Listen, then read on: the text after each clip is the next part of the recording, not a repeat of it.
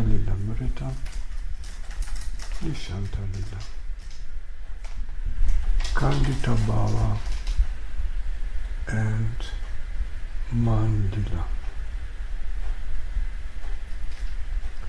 In the beginning, we will speak about the sinful son. Lalita is angry with the newly risen son for spoiling Radha Krishna's enjoyment. Thus, she insults Suryadev. Hey Rādhā, just look. Even though the sun became a leper for upsetting the amorous pastimes of every romantic couple, he still hasn't given up his sinful ways. Therefore the sages are certainly right when they declare that it is almost impossible to change one's ways. Nodding with a grin, Śrī Vishwamanandini's eyes turn red with anger for the interruption of her Prem Kelly with Kṛṣṇa. Nevertheless, remaining calm, she answers Lalita with a soft smile, saying, Saki, although the sun lost its legs when he set in the west, he has returned in a mere flash to repeat his sinful deed. Just consider, if he had legs, even the brief night wouldn't exist. Ṭīkā. Comment. Śrīmati Rādhārani cannot tolerate the lack of consideration for the precedence of love. In this regard, the sun is neither daya, mercy, nor rasabodha, discernment in the matter of transcendental mellows. Hence his two legs have melted away, as if from leprosy. Verse 96, about Khanḍitā Bhāva and māna Līlā.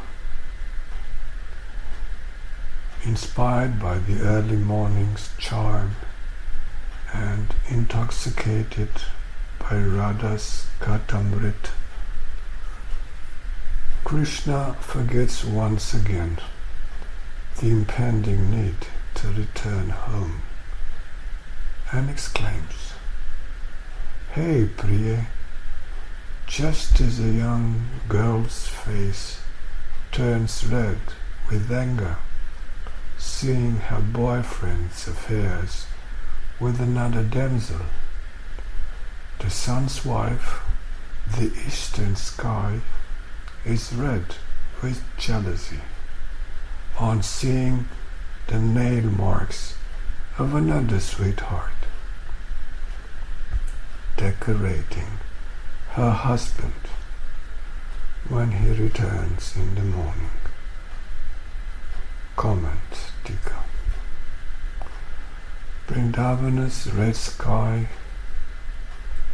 reawakens the sweet portrait of Śrīmati Rādhārani's Khanḍitā Bhāva and māna Līlā in Kṛṣṇa's memory.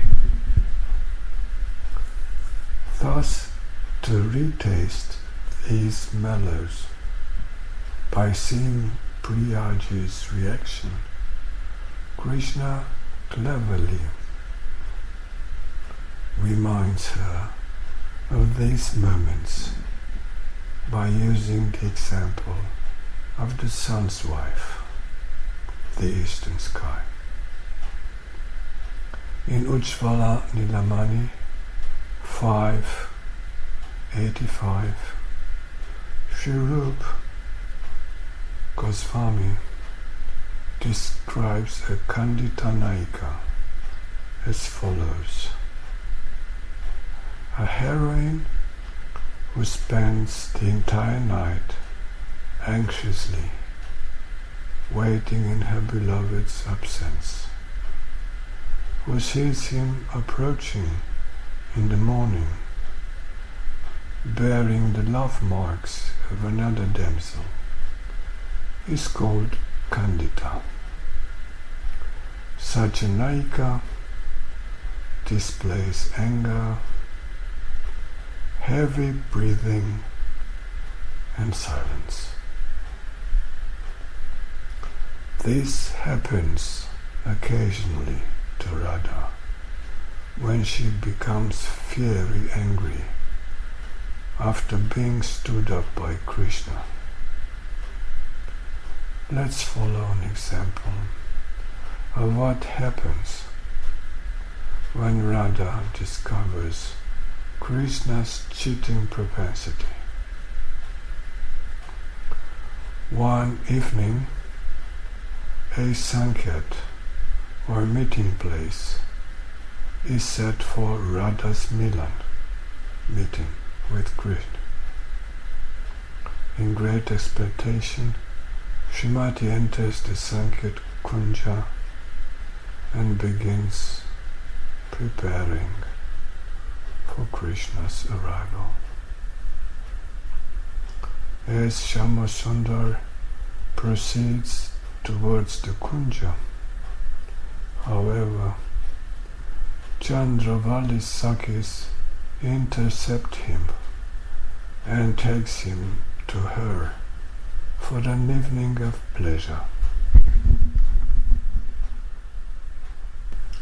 Thus, Kṛṣṇa's promise to Rādhā is broken.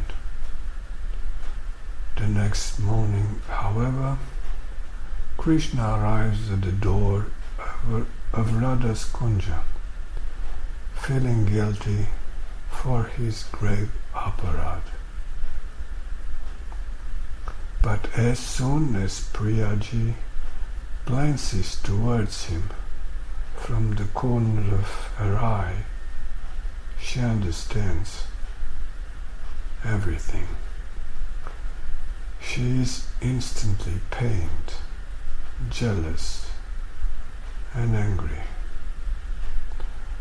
Her heart is completely shattered. After taking great risk and casting everything aside to meet Kṛṣṇa in the dead of night, the rushing river of her heart's yearning anurag comes to a halt.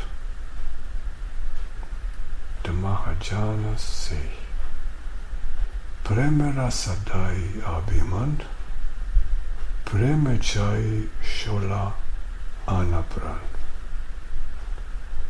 Prem always carries pride, for in Prem one demands the beloved's full attention. Prem doesn't compromise, forgive and take. It cannot fathom logical reasoning, nor does it wait for predestination. Similarly, sense of duty, etiquette, or makeshift politeness find no place next to Prem. As in Chaitanya Charitamrita recorded, Swarup Damodar said, Swarup kahe, Prema vatira eitas vabav, Kantara audasya leshe haya krodabhav. It is the nature of a woman in love to become angry as soon as she sees even the slightest indifference in her lover. Śrīmati's suspicion of her pran Vallabha's ekanishta prem, one-pointed love, causes the obstruction. Krishna is obstructed. Take, for example, a dam. If it is suddenly placed within a raging river during the rainy season, it cannot stop the current because the force of the water, which is insurmountable. Instead, the water comes over the banks to create a flood. Similarly, when Radha's irrepressible desire to meet Kṛṣṇa is blocked due to his misbehavior, her rushing river of Shyam Anurag doesn't stop but overflows instead. This condition is called māna, or jealous loving anger. As the māna rasa of Sri Vrindavan is an incredible phenomenon, Śrīmati Mahaprabhu states, the Braja Gopis māna is a reservoir of transcendental mellows. In the present situation, Rādhā becomes Dhīra to address Kṛṣṇa with correct sobriety. Welcome, welcome, my friend. You are an ocean of mercy. After leaving me, it's nice that you found pleasure elsewhere. Did you pass your evening well?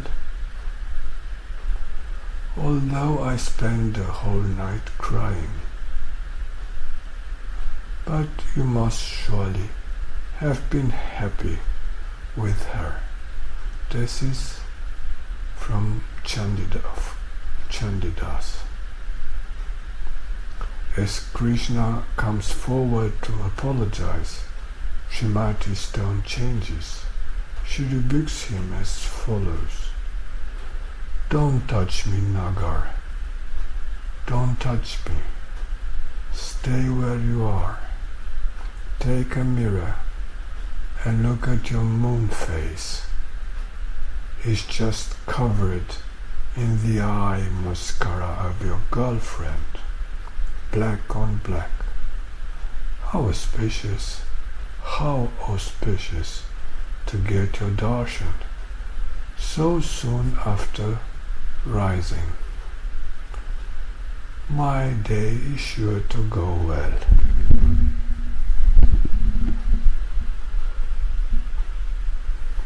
Kṛṣṇa is caught off guard, so trying to conceal his offense, he pretends to be faultless, but after all attempts fail.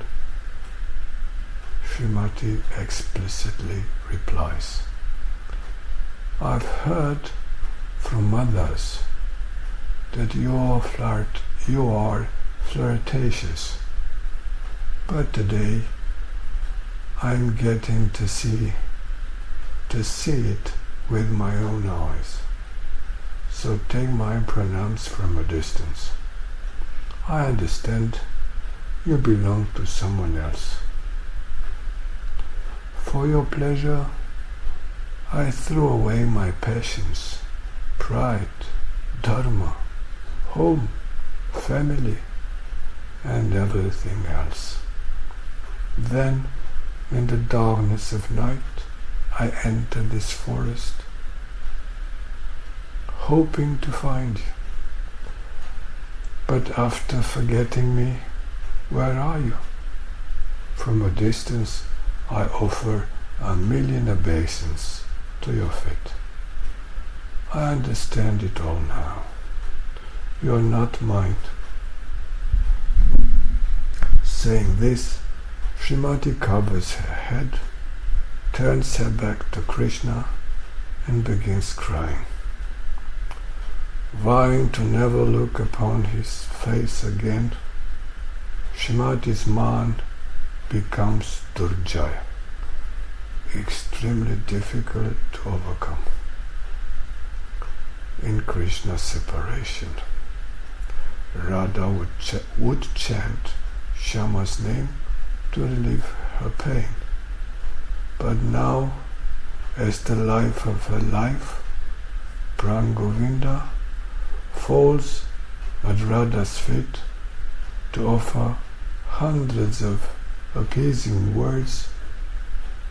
She deafens her gravity with the heavy weight of Durjayaman, the tongue that continuously utters Krishna's names is now silent. Gaura